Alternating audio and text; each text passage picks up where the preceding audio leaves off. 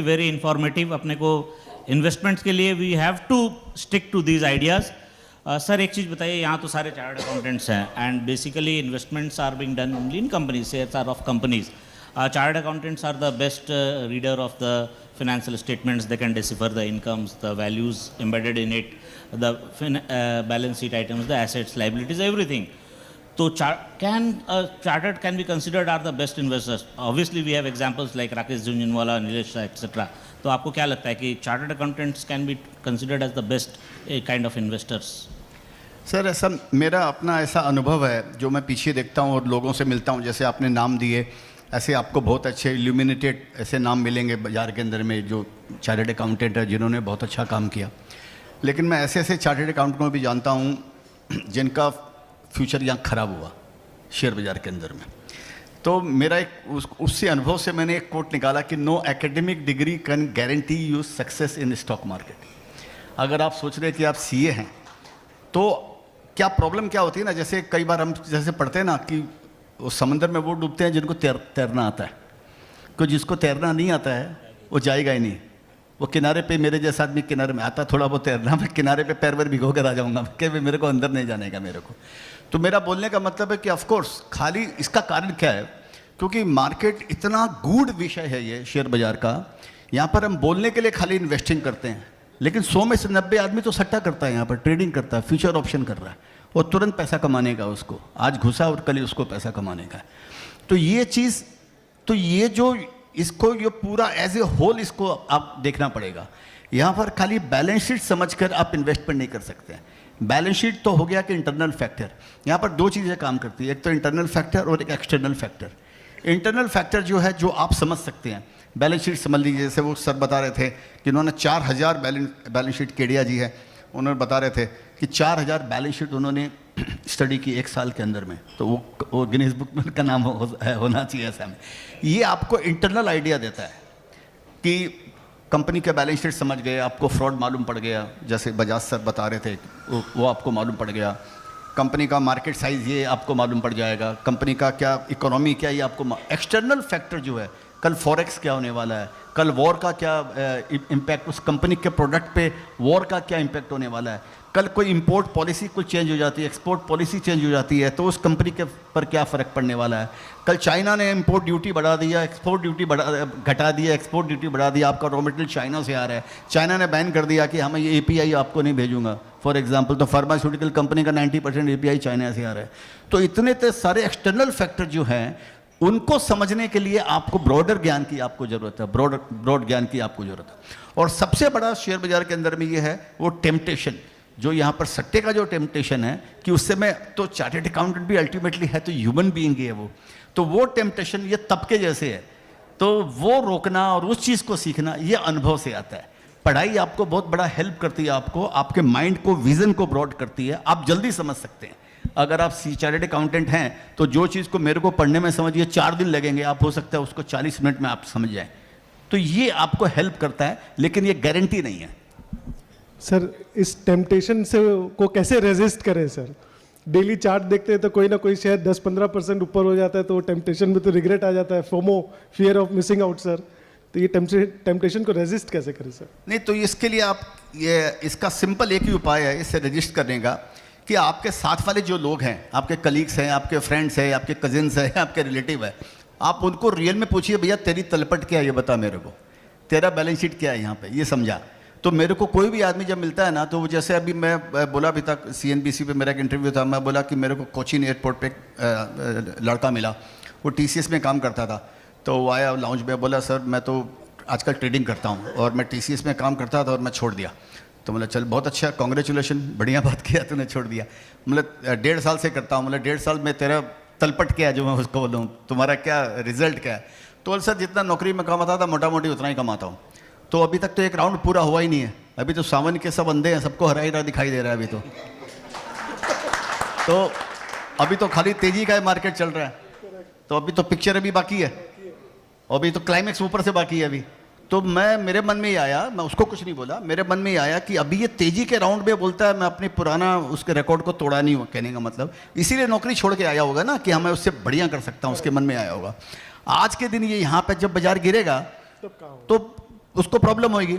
लेकिन क्या है ना सर, मैं हमेशा ऐसा ही बोलता हूँ कि बिना मरे बिना स्वर्ग नहीं मिलता है। अगर आपको स्वर्ग जाना है तो मरना ही पड़ेगा।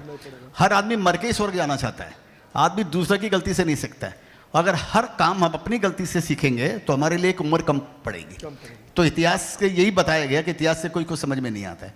तो आपकी बात का उत्तर यही है कि आप लोगों को सर्वे कीजिए, और लोग झूठ बोलते हैं, क्योंकि क्या है, कोई बोलेगा नहीं मैंने सट्टे में पैसा लगाया, क्योंकि एक तो बेचारे को पैसा लगा, ऊपर से अब आप उसको गधा भी बताएंगे तो वो देगा पैसा लगने के बाद में मैं गधा बना, ऐसा मैं क्यों बोलूं। तो वो बेचारा, तो इसी बोल कर उसने भी शायद बेचारे ने ऐसे ही बोलेगा कि उतना ही है, जितना सैलरी में है उतना ही है। हो सकता है 100 में से 90 आदमी, 99 आदमी, 100, मैं तो ये बोलूंगा 101 आदमी झूठ बोलेंगे आपको।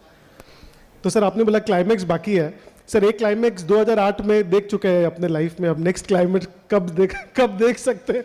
2 क्लाइमेक्स नहीं देख सकते सर एक ही लाइफ टाइम में, तो बता दीजिए। नहीं, आप तो हर 10-20 साल में क्लाइमेक्स देखोगे ना। 2008 में आपने देखा, 2018 में आपने 19-20 में देखा, समझिए एकदम। अब वापस कुछ देखो, लेकिन वो जो क्लाइमेक्स था ना, वो वन ऑफ क्लाइमेक्स था। जो आपने 2008 में जो देखा, वो लीमन ब्रदर्स का क्राइसिस, वो वन ऑफ क्राइसिस था। वो 20-30-40 साल में ऐसा नहीं आया। उसकी तुलना लोगों ने की 1930 में जब यूएस का रिसेशन आया था, उसकी डिप्रेशन आया था, उसकी तुलना उससे लोगों ने की है। वो वन ऑफ था। कोविड वाला जो है वो भी वन ऑफ था, वो भी सेंचुरी में 50 साल में नहीं आया। तो हम उस क्लाइमेक्स की बात नहीं कर रहे हैं, मैं ये छोटे मोटे क्लाइमेक्स की बात कर रहा हूं कि जो मार्केट 30-40% गिर जाता है चलते चलते, वो जो चलते चलते 30-40% गिर जाता है, मैं उसकी उस क्लाइमेक्स की बात कर रहा हूं। तो वो भी लोगों को देखना भारी पड़ जाता है वो भी। और मजे की बात ऐसा है कि अभी आपको हजारों शेयर ऐसे मिलेंगे जो ऑलरेडी अपने पीक से 30-40% डाउन है। स्मॉल कैप में, माइक्रो कैप में आपको हजारों शेयर ऐसे मिलेंगे, लेकिन वो इंडेक्स देख कर लोग सोचते हैं कि या तो और अपना बताना नहीं चाहते हैं कि मैं आज के दिन कहां पर खड़ा हूं। तो ये चक्र है, ये जीवन चक्र है, इससे घबराने का नहीं है। मेरे को मतलब ये, मैं बोलना ये चाह रहा हूं, उसको खाली फील करने का है, उस ताप को या उस तप को, उसको खाली फील कीजिए आप, तो आपको मालूम पड़ेगा कि आपका नेचर कितना चेंज होता है। जब आपको पैसा लगता है तो घर में जाकर आप किससे किससे झगड़ा करते हैं कि पानी का गिलास ऐसे क्यों दिया, ऐसे क्यों नहीं दे दिया, ये टॉवेल को ऐसे क्यों टांग दिया, वैसे क्यों टांग दिया, ये बिस्तर को ऐसे क्यों लगा दिया, तकिया उधर क्यों रख दिया, बीवी से, माँ से, पिताजी से। अब मैं आपकी घरवाली के ऊपर ही बोल रहा हूँ ये बात में आपको, भाभी जी माफ करना नहीं, मजाक कर रहा हूँ। तो ये नहीं, ये ह्यूमन साइकोलॉजी है। तो मैं चाहता हूँ कि जब तक वो चीज के लिए आप प्रिपेयर नहीं है ना, जब तक आप उस चीज के लिए आपने अनुभव ही नहीं किया, तब प्रिपेयर कैसे हो गया आपको? तो वो अनुभव करना जरूरी है, खाली इतनी सी बात है। तो सर अब next we move on to, तो आप ये बोल रहे हैं कि अपने को इन्वेस्टमेंट करना चाहिए, इन्वेस्टमेंट में साइकिल आएंगी, उसमें मैक्सिमम प्रोटेक्शन के लिए अपने को क्या पॉलिसी अडॉप्ट करनी चाहिए? कितना, किस सेक्टर में मैंने इन्वेस्ट करना चाहिए? Small cap, mid cap, large cap, इस तरह से अपने को करना चाहिए? या इन्वेस्टमेंट का मॉड्यूल क्या होना चाहिए कि हमको लॉन्ग टर्म में, मेरा अगर कोई इस तरह की कैलामिटी आती है जहाँ पर 20-30% गिरता हो बाजार, तो मैं मिनिमम मेरे को नुकसान हो, और जब अपसाइड जाता हो तो मेरे को मैक्सिमम फायदा हो, ऐसा हो सकता है? और कितने लंबे का ड्यूरेशन के लिए साइकिल पकड़ना चाहिए? इसी के साथ सर इंस्ट्रूमेंट का भी मिक्सचर की डेट, इक्विटी वगैरह, ये सब का भी बैलेंस। मैं जो समझाऊं, मेरे ख्याल से जो नए इन्वेस्टर है, जो फर्स्ट टाइम शेयर बाजार में घुसना चाह रहे हैं, उनको डायरेक्ट इन्वेस्टिंग नहीं करना चाहिए। जो फर्स्ट टाइम, जो फर्स्ट टाइमर है, जो न्यू कमर है, समझिए, उनको म्यूचुअल फंड के थ्रू इन्वेस्ट करना चाहिए। क्योंकि ये समझना चाहिए कि इन्वेस्ट मार्केट, मेरा कोट भी है सर, कि stock market is a place to make easiest money in the hardest way. इसके लिए बहुत बड़ी आपको टोल टैक्स देना पड़ता है आपको यहाँ पर सक्सेस होने के लिए, और ये अनुभव से ही होता है, इसका दूसरा कोई शॉर्टकट नहीं है इसका। तो मैं नए जो आते हैं उनको तो ये बोलता हूँ भी आप म्यूचुअल फंड के थ्रू इन्वेस्ट करो, डायरेक्ट इन्वेस्टिंग मत करो, और फिर आप शेयर बाजार को पढ़ते रहिए, उसको समझते रहिए, उसके उतार चढ़ाव को देखते रहिए, उससे आप सीखिए उससे कि उतार चढ़ाव कैसे होता है, फिर आप अपना डायरेक्ट इन्वेस्टिंग का बात करो।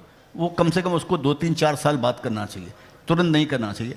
पहला बात तो ये है। और दूसरा बात, अगर आप शुरुआत, अगर फिर भी उसके बाद भी कोई शुरुआत कर रहा है, तो मेरा सजेशन ये रहेगा कि उसको लार्ज कैप से शुरुआत करना चाहिए, क्योंकि लार्ज कैप जो होते हैं इसमें मार्जिन ऑफ सेफ्टी ज़्यादा रहता है इसके अंदर। और ये मिड कैप और स्मॉल कैप जो होते हैं, इसके अंदर में ये बहुत वॉलेटाइल होता है। जैसे मैंने भी बताया, 30 से 40% ऊपर से मार्केट गिर गया, उन शेयरों के अंदर में मंदी आ गई।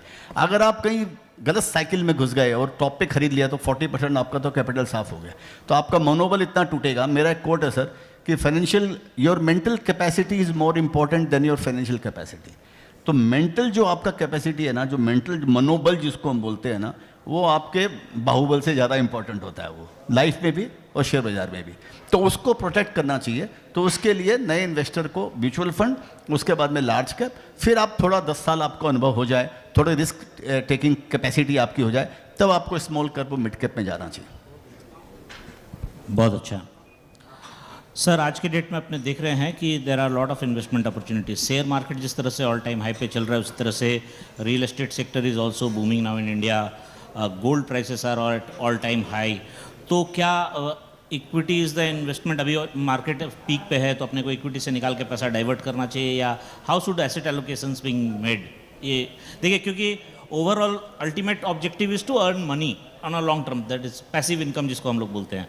तो पैसिव इनकम सेफ हो, किस तरह के एसेट एलोकेशंस के थ्रू हम उस इनकम को सेफ और मैक्सिमाइज कर सकते हैं? तो पहला बात तो आप ये समझिए, जो आपने पहले बोला कि अभी वो गोल्ड भी न्यू हाई पे है, अभी गोल्ड कल परसों न्यू हाई पे आया, सिल्वर न्यू हाई के आसपास है, रियल इस्टेट भी इंडिया में बूम कर रहा है। आप एक चीज़ गौर कीजिए कि ये इंडिया के अंदर में नहीं, समझिए गोल्ड तो चलिए इंटरनेशनल कमोडिटी है, गोल्ड और सिल्वर सब इंटरनेशनल कमोडिटी है।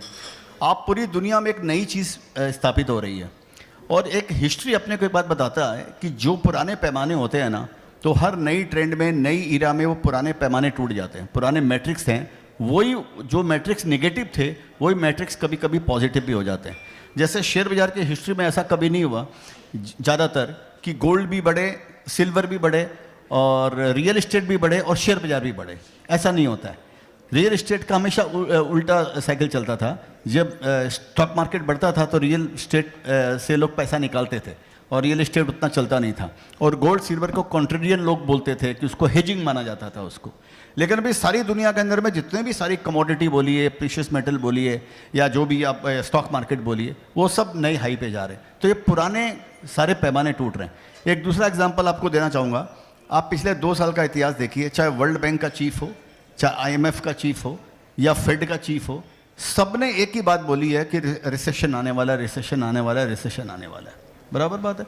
सबसे पहले रिसेशन ऑफिशियली अनाउंस हुआ था यूके के अंदर में, आज से 7-8 महीना पहले माइल्ड रिसेशन आया। वो यूके का stock market all time high, history में कभी नहीं हुआ होगा जहाँ तक मेरे को हिस्ट्री का नॉलेज है। रिसेशन आए माने शेयर बाजार नीचे डूब जाता था। यहाँ पर रिसेशन आया यूके में, ऑल टाइम हाई। उसके बाद में आया जापान के अंदर में, जापान का stock market all time high 40 साल का। 1980 के बाद में 2000 अभी 24 में समझिए आप, 44 साल बाद जो भी, अब उस पर नया हाइट तोड़ा जापान ने। और यही हालत USA, रिसेशन सबसे बड़ा जो mother of all bull market या mother of all the economy, कि US में रिसेशन आने वाला है, रिसेशन आने वाला है, US market all time high. India में तो किसी ने बोला ही नहीं रिसेशन आएगा, इंडिया मार्केट तब जाकर ऑल टाइम हाई है। तो मतलब है कि ये किसी समहाउ, मेरे को ऐसे लगता है जितने भी इकोनॉमिस्ट हैं, इन्होंने एक्चुअली समझने में कहीं ना कहीं बहुत बड़ी भूल की है। इकोनॉमी का कोरिलेशन जो शेयर बाजार में हमेशा बोलते हैं कि stock market is a reflection of the economy, लेकिन अभी जो दुनिया के अंदर में हुआ है, ये इसका कॉन्ट्रेरी, इसका एकदम उल्टा हुआ है। तो शायद ये कुछ बता रहा है कि कुछ ना कुछ चेंज हो रहा है दुनिया के वर्ल्ड वाइड इकोनॉमी में, कुछ ना कुछ मेजर चेंजेस हो रहा है, अपस्विंग पॉजिटिव कुछ चेंजेस हो रहे हैं। ये जो अभी हुआ है, ये ऐसा इंडिकेट दे रहा है मेरे ख्याल से, मेरी लिमिटेड नॉलेज से मेरे को ऐसे लग रहा है।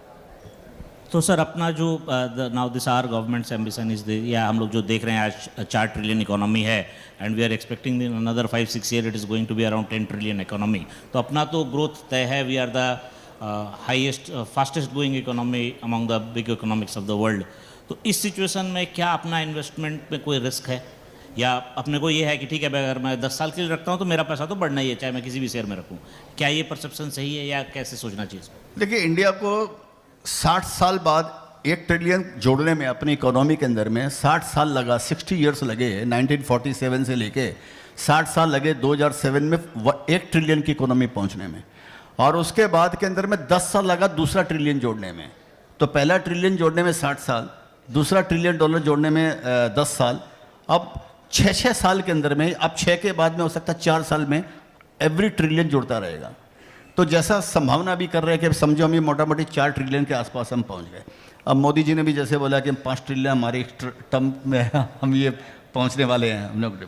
तो अब अमृतकाल की जो वो लोग बातें कर रहे हैं, अमृतकाल के अंदर 2047 तक बातें कर रहे हैं कि 30 ट्रिलियन डॉलर की इकोनॉमी हो सकती है, 10 ट्रिलियन की बातें चल रही है 2030 तक होने की। तो ये तो समझ में आ गया, और ये बात खाली हम नहीं बोल रहे हैं, अब तो आप देखिए वर्ल्ड बैंक भी ये बात बोलने लग गया, इंडिया इज़ द फास्टेस्ट। आज ही मैंने पढ़ा कि जैसे लोग बोलते थे 6% की जीडीपी ग्रोथ रेट होएगी, हमारी ग्रोथ आई 8.5%, 8.34%। आज मैंने एक जगह पढ़ा कि अभी टूरिज्म का भी इसमें एडिशन ही नहीं हुआ है। ये जो 8.3% की जो आई है ग्रोथ, इसमें अगर टूरिज्म का भी नया ईरा शुरुआत हो रहा है इंडिया के अंदर में, डोमेस्टिक टूरिज्म का ये जो आ रहा है, बोला अगर ये टूरिज्म अगर ठीक होता है तो हो सकता है ये 10% में पहुंच जाए। तो मालूम नहीं 10% में जाए नहीं जाए, चलिए 8% भी बहुत कम नहीं होता, लार्जेस्ट मैंने growing economy in the world है हमारा। तो ये तो समझ में आ गया कि इंडिया का जो फ्यूचर इकोनॉमी वाइज, ये फ्यूचर इंडिया का ब्राइट है। आप देखिए, मेरे को ऐसे खुद फील होता है जैसे मैंने सान्याल जी हमारे चीफ इकोनॉमिक एडवाइज़र ने, कौन है वो, फाइनेंस सेक्रेटरी है सुमित सान्याल, उन्होंने बताया कि दुनिया के अंदर में सबसे ज़्यादा क्रेन जो होती है वो यूज़ हो रही है अभी बॉम्बे के अंदर में, महाराष्ट्र या मुंबई समझिए, सबसे दुनिया की सबसे ज़्यादा क्रेन। मैंने एक जगह पढ़ा कि अभी वो जो जेवर एयरपोर्ट जो बन रहा है वो वर्ल्ड का लार्जेस्ट एयरपोर्ट बनने वाला है। उसके बाद में आया कि वो बॉम्बे का एयरपोर्ट जो आएगा, जो न्यू बॉम्बे में जो नया एयरपोर्ट बन रहा है, वो भी वर्ल्ड का लार्जेस्ट आएगा। पहले 100 एयरपोर्ट बनाने में हमको 100 साल लग गए समझिए, अब ये 100 एयरपोर्ट बना देंगे अगले 10 सालों के अंदर में। 50 तो ऑलरेडी 142 एयरपोर्ट है, 40 और खुलने वाले। आपको मालूम है world wide India is having the second largest road network in the world. India का after US road network India का सबसे ज़्यादा है, अबव चाइना। चाइना का 3rd लार्जेस्ट रोड नेटवर्क है। आप जाकर देखिए तो मेरे को ऐसे लग रहा है एनिमल स्पिरिट जिसको हम बात करते हैं अंग्रेजी में, एक एनिमल स्पिरिट जैसा इंडिया के अंदर में कुछ काम हो रहा है, ऐसा फील होता है। आप कहीं भी पहुंचिए ऐसे लग रहा है लोगों में भी एक उत्साह आया हुआ है कि ये तो मौका है कुछ करने का। हर आदमी शायद ऐसे लगता है कि ये कुछ मौका है, अभी इंडिया का टाइम आया है। तो उसको अगर उस चीज़ को अगर हम ध्यान में रखें तो ऑफकोर्स इंडिया का अगला 10 साल 15 साल। एक बात और मैं आपको बताऊंगा, इंडिया की एक सबसे बड़ी प्रॉब्लम हो सकती है हमारी डेमोग्राफी। जो डेमोग्राफी डिविडेंड जिसको हम बात करते हैं कि हमारी जो पॉपुलेशन है वो हमारे लिए एक बून हो सकती है, लेकिन एक जगह मैंने पढ़ा कि डेमोग्राफिक जो डिविडेंड जो है इसका इम्पैक्ट जो है ये 2035 के बाद में कम होना चालू हो जाएगा। तो हमारे पास में 10 साल 12 साल तो हमारे पास में क्लियर है, या हो सकता है 15 साल क्लियर है कि शायद अगर ठीक से लीडरशिप अगर मिले तो हम कुछ बड़ा तोड़फोड़ कर सकते हैं जिसको हम बोलते हैं इकोनॉमी फ्रंट पे। तो let's hope for the best. तो इकोनॉमी के साथ साथ फिर वही शेयर मार्केट पे, इन्वेस्टमेंट पे इसका क्या इम्पैक्ट रहेगा? हम कैसे, क्या we can go for blind investment, और अभी भी हमको बहुत चूज एंड पिक करना चाहिए, सेक्टर वाइज देख के करना चाहिए? नहीं, चूज पिक तो हर समय आपको करना चाहिए, वो तो इसके अलावा तो कोई पाए। 63 मिलियन एसएमई इंडिया के अंदर में, 63 मिलियन एसएमई है इंडिया के अंदर में। अब जिस तरह एसएमई का मार्केट देखिए, जिस तरह से आ रहा है कि हर महीने 20-30 कंपनियां आ रही है। एक कंपनी ने 16 करोड़ रुपया मांगा खाली रेज करने के लिए, उसको 16,000 करोड़ रुपया मिल गया। 16 करोड़ वाला कंपनी ने रेज एसएमई पे आई, उसका आईपीओ को 16,000 करोड़ रुपया मिला। तो एक कल्ट हो रहा है। मैं एक जगह बोला कि जैसे पहले ज़माने में हमको पढ़ाया जाता था इंडिया में कि रोटी कपड़ा और मकान, अभी 10 साल से फॉर्मेशन ये चेंज हो गया और हो गया रोटी कपड़ा मकान और डेटा। क्योंकि आप देखिए, आप डाइटिंग कर लेंगे, 2 सूट 4 सूट के बजाय 3 सूट पहन लेंगे, आप कपड़ा कम पहन लेंगे, खाना थोड़ा डाइटिंग कर लेंगे, कम लेंगे, सबको अक्षय कुमार ही दिखाई देने जाए तो थोड़ा आप खाना पीना कम खाएंगे, लेकिन डेटा बराबर यूज़ करेंगे। सुबह गुड मॉर्निंग से लेकर रात को गुड नाइट तक आपका डेटा आपका चालू रहेगा। तो एक कल्ट आ गया कि रोटी कपड़ा मकान और डेटा। अभी उसमें नया चीज़ एक और जुड़ रहा है कि रोटी कपड़ा मकान डेटा और सिप, जो स्टॉक मार्केट, तो आप उसको सिप बोलिए या स्टॉक मार्केट का इन्वेस्टमेंट बोलिए, ये एक फैशन बन रहा है, ट्रेंड बन रहा है, कल्ट बन रहा है ये, और ये बिगिनिंग है, ये इसकी शुरुआत हो रही है इसके अंदर में। तो मेरे को पर्सनली लगता है कि स्टॉक मार्केट का फ्यूचर नो डाउट कि, और वो इकोनॉमी का रिफ्लेक्शन ही है, लेकिन यहाँ पर एक्सूबरेंस हो जाता है मार्केट के अंदर में। कभी कभी किसी चीज़ को लोग पहले डिस्काउंट कर देते हैं, जो होने वाला है 2026 में, आज आपके अंदर में एक्साइटमेंट है, आप उसको डिस्काउंट कर दोगे। जैसे कई रेलवे स्टॉक्स में, कई डिफेंस में ऐसे होता है। और कभी मॉरल डाउन होता है तो आप ट्रेलिंग भी जो 2023 में भी 24 में भी जो कमाया उसको भी आप डिस्काउंट करोगे कि आगे कुछ नहीं होने वाला। तो मैं क्या बोलूँ, जो एनिमल स्पिरिट मेरे को लग रहा है इंडिया में एक बहुत एक अंडर करंट एक एक्साइटमेंट चल रहा है लोगों के अंदर में। तो ये मार्केट मेरे ख्याल से ज़रूर बढ़िया, बहुत बढ़िया रहना चाहिए। जो आज जो देख रहे हैं उससे बहुत अच्छा रहना चाहिए, लेकिन आपको एकदम कॉशियस होने का जरूरी है यहाँ पे, क्योंकि जब फूलों के साथ में कांटे भी बढ़ते हैं ना, ऐसा नहीं है कांटों में भी फूल होते हैं या फूलों में कांटे होते हैं, तो वो कॉशियस जरूर रहना चाहिए, वो रखना चाहिए आपको कि कौन से शेयर्स में आप इन्वेस्ट कर रहे हैं, कहीं वो अपॉर्चुनिटी मिस नहीं हो जाए अगर आपने कोई गलत कंपनी में इन्वेस्ट कर लिया तो।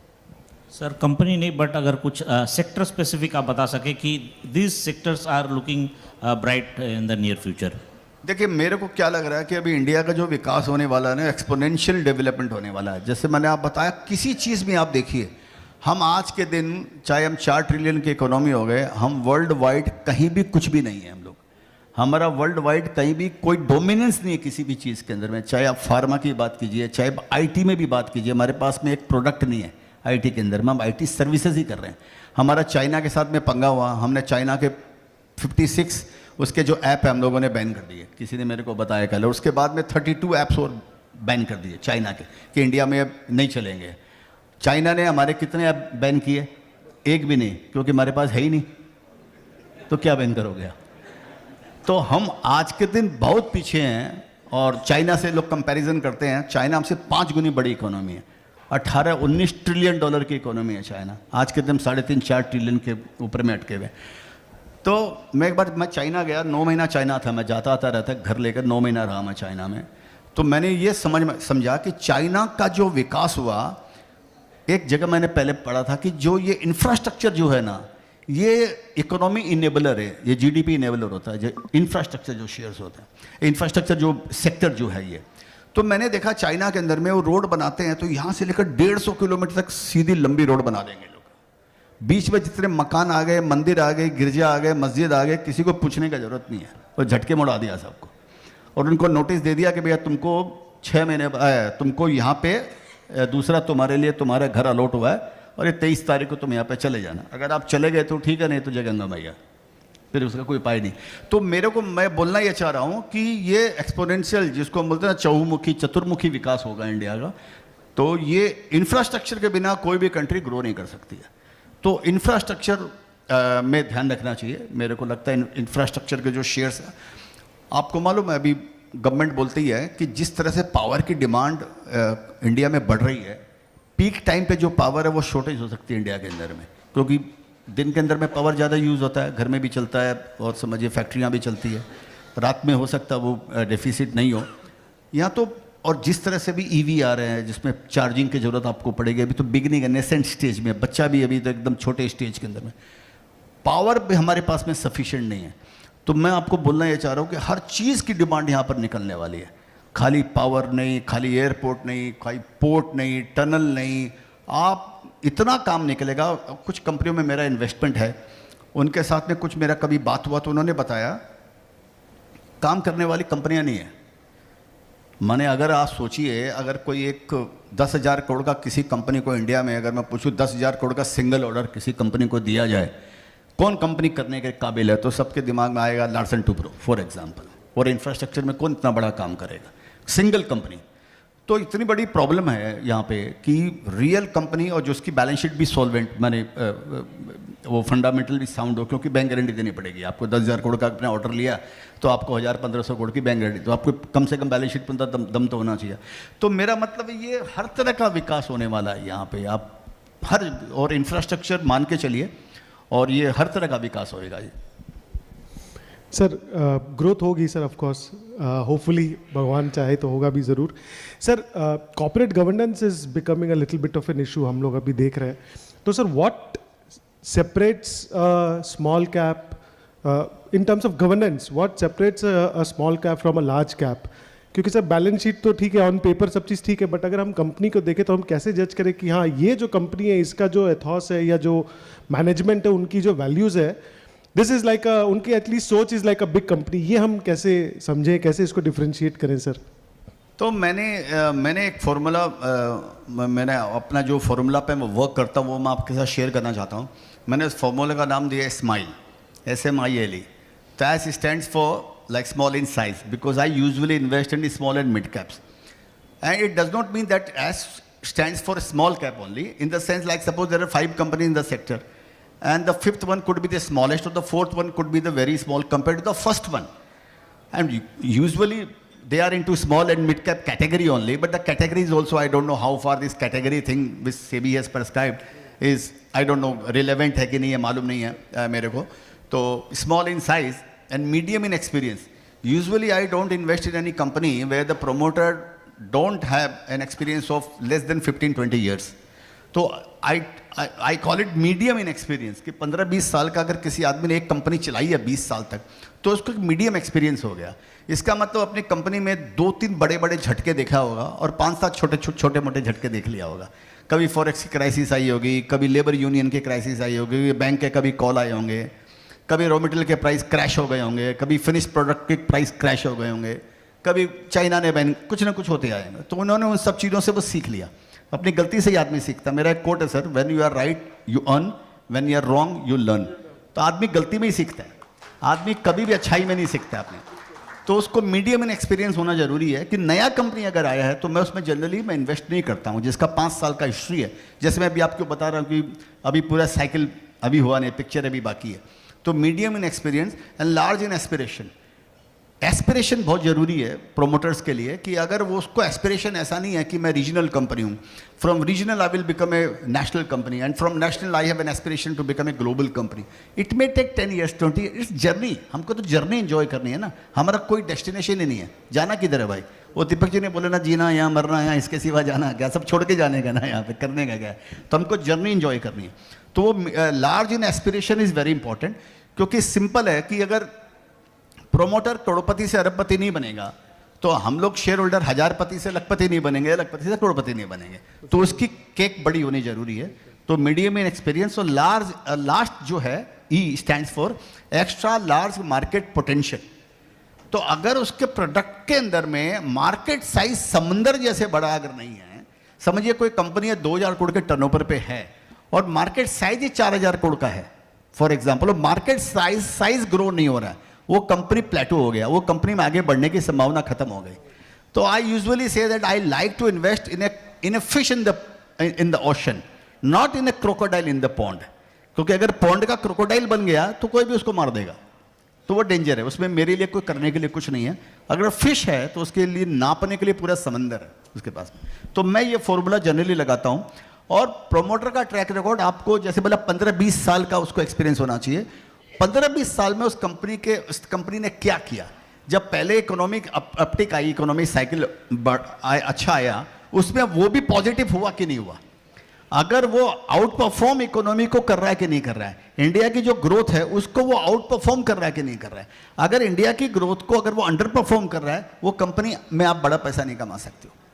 तो वो कंपनी इंडिया को अपने सेक्टर को बीट करना चाहिए परफॉर्मेंस के अंदर में. तो ये कुछ देखने